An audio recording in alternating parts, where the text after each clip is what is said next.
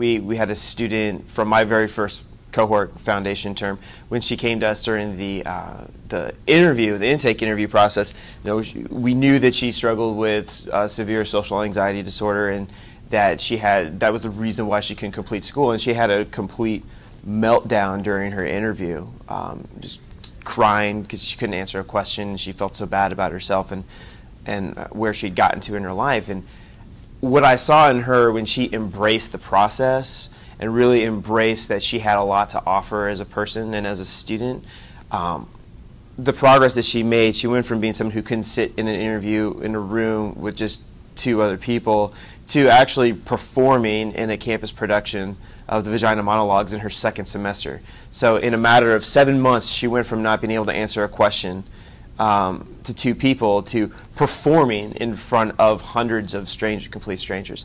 And I see this kind of development in our students. They're not just learning how to take tests. They're not just learning how to go to class. They're learning how to become functioning, responsible adults in this world. And that is such a valuable skill to learn. And it's something that's really empowering for our students who really get that and embrace that part of the process.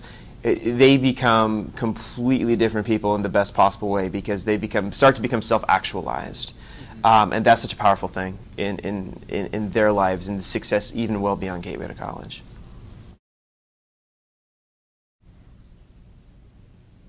I think walking across the stage at graduation, that was a big deal for me. I was really proud of it. And then I think, yeah, when I graduated from PCC, that was a really proud moment for me because I was like, yeah, I did do it. I finished it. And graduating with my bachelor's because neither of my parents finished college, and my mom started for not even a whole term, and my dad didn't graduate high school. And so that was a big deal. I was really proud of finishing my bachelor's and then going on to my master's. And the day my teaching license came in the mail. It's a big moment. His name is Nico Gimbolo, and he started a term before I started at Gateway, and dropped out a couple of times, came back, switched resource specialists, and then ended with me. And he was, his father had died, his mother moved and didn't take him with her. He was 14, I think, at the time. And he found himself in Oregon with an uncle. His uncle threw him out of the house, and I found him in the hallway one day. Papers and backpack had, the backpack was so old it just literally fell apart in the hallway, and the papers were all over the floor. And I came out, and he was just sobbing.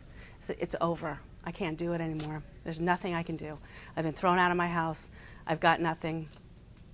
And he was right on the edge of getting involved with a street family in Portland, and that seemed easier to him. Took him to breakfast across the street, and we talked about what we would do.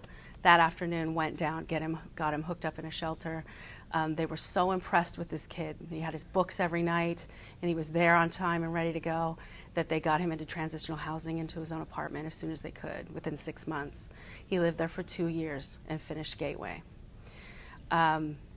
He was so involved with the homeless teen program downtown that they hooked him up with these local businesses, and he became a computer programmer for a healthcare company. I think he's making more money than me now. But the other day I had an emergency. A girl called and said, "I've been kicked out of my house. I don't know what to do." And I knew. I'd pick up the phone and I called Nico. And he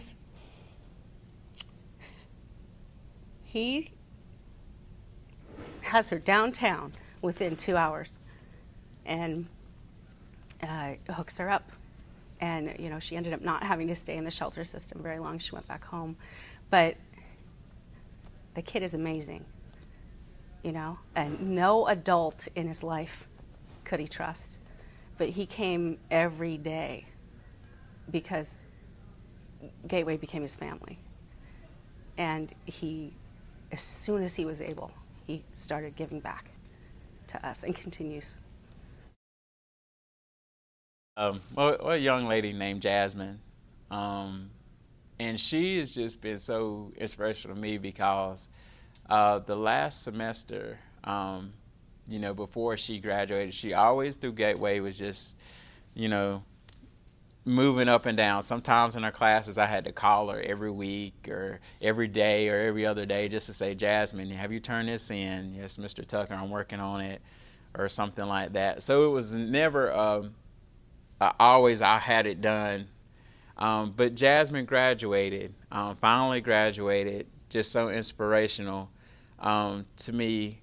But she didn't quit. She, in her last semester, became pregnant,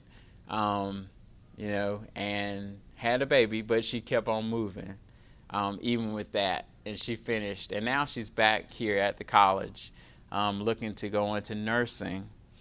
And she's doing very, very well, very strong. And when I see her, I just think about how this smart young lady is on her way to greatness. I almost can just feel it in her because I know it's coming. So that motivates me to let me know that, hey, this young lady had some rough spots, but she's now making it, and the chance that, wow, it would have been a shame for her not to be where she is because she's on her way.